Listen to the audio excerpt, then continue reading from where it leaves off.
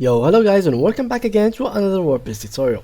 In this video I will show you how to buy your domain for your website.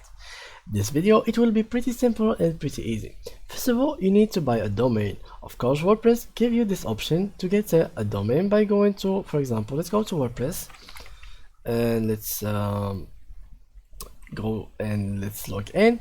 And after you log in or create your account, they will give you the option of getting your first domain.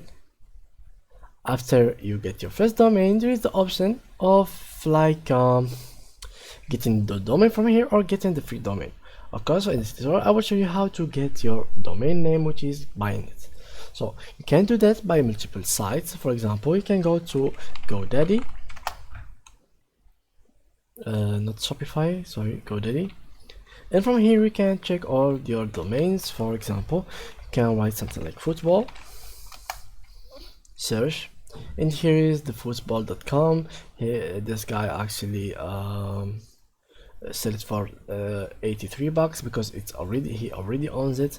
There is this website.info that costs 0.23 cents. There is affordable jobs that is costs really high price.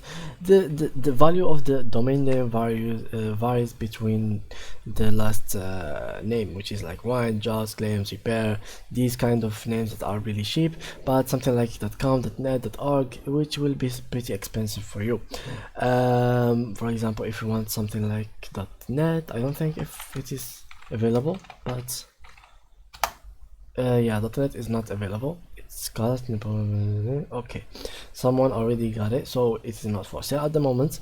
But yeah, here you can add it to whatever you want, and you go to here, add it to your card, buy it, and after that you go to your cPanel, add it to your cPanel, connect it to it, and right after that you connect it to your WordPress, and your website will be ready to go with your domain name that you have bought. So thank you guys for watching, and see you next tutorial. Bye bye.